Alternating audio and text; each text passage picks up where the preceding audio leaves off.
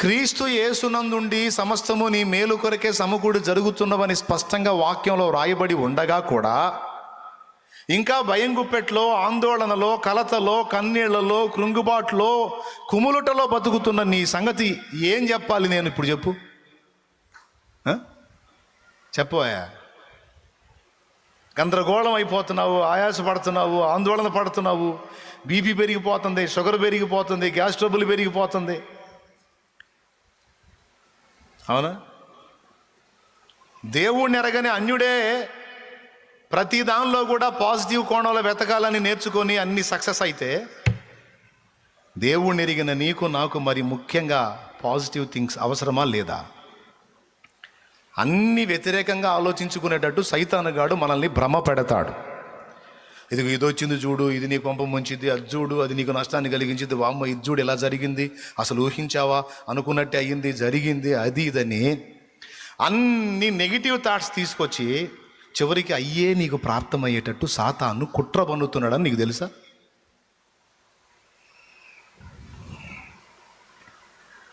పిల్లరా, చాలా కీలకమైన విషయం అండి, ఇది మిస్ అవ్వద్దు మీరు. ఇప్పుడు ఎగ్జామ్ రాసేవాళ్ళు, ఇంతకుముందు రాసిన వాళ్ళు, జీవిత సంబంధమైన పరీక్షల్లో ఉన్న వాళ్ళందరికీ చెప్తున్నా, ఓడిపోతామేమో, ఫెయిల్ అవుతామేమో, ఏమవుతుందో, ఏం సంగతో, జీవితం ఏమవుతుందో అని అన్ని దరిద్ర కొట్టు దిక్కుమాలిన ఆలోచనలని ఏవి రానియద్దు. ఏదైనా నాకు దేవుడు ఉన్నాడు, అన్నీ నా మంచిగా మారుస్తాడు అంటుండు. ఏదైనా నాకు యేసయ్య ఉన్నాడు, అన్నీ నా మంచిగా మారుస్తాడు. ఒకవేళ నేను తేడాబడి అడుగులు జారినా, తడబడి అడుగులు జారినా, ఆ జారిన అడుగుల్ని కూడా నాకు ప్లస్గా మార్చగలుగుతాడు ఆయన. నా దీపమునో నా చీకటిని వెలుగుగా చేయును, నా దీపమును వెలిగించువాడు నా చీకటిని వెలుగుగా చేయును. జలరాశుల నుండి బలమైన చేతితో, జలరాశుల నుండి బలమైన చేతితో వెలుపల చేర్చిన బలమైన దేవుడు, వెలుపల చేర్చిన బలమైన దేవుడు యెహోవా నా బలమా. యథార్థమైనది నీ మార్గం, పరిపూర్ణమైనది నీ మార్గం యెహోవా. దేవునికి మహిమ, దేవునికి మహిమ. హల్లెలూయా. చెప్పండి, సమస్తము నీకు, మళ్ళీ సమస్తము సమకూడి మేలు కోసం. ఈ సమస్తం మర్చిపోకూడదు. ఆ సమస్తంలో ఏమున్నాయి?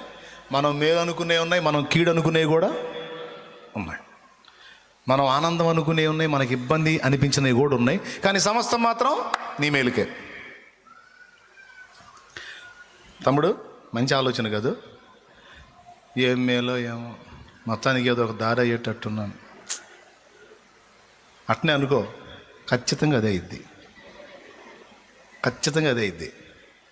అట్ట కాదు, విశ్వాసాన్ని బట్టి నువ్వేమనుకోవాలి? బాయ్ చెప్పు, ఏమనుకోవాలి? అది ఆలస్యమైన ఆయన చిత్తమే, ఏది జరిగినా మేలు కోసమే.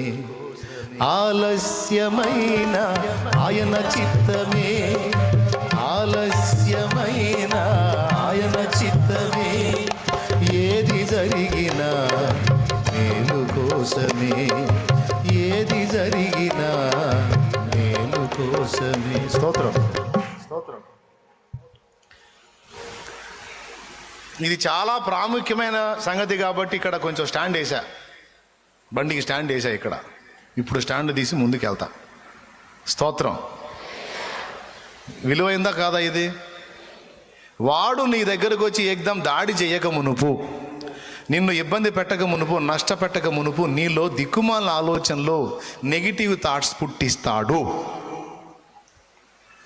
కానీ నీవు మాత్రం ఈ వచనాలను ఆధారం చేసుకొని మాట్లాడాలి. ఎప్పుడు మాట్లాడినా ఈ వచనాలు ఏం చెప్తున్నాయంటే, సమస్తము ఆయనకు సేవ చేయుచున్నవి, సమస్తము సమకూడి మేలుకే దేవుని సంబంధులకు జరుగుచున్నవి.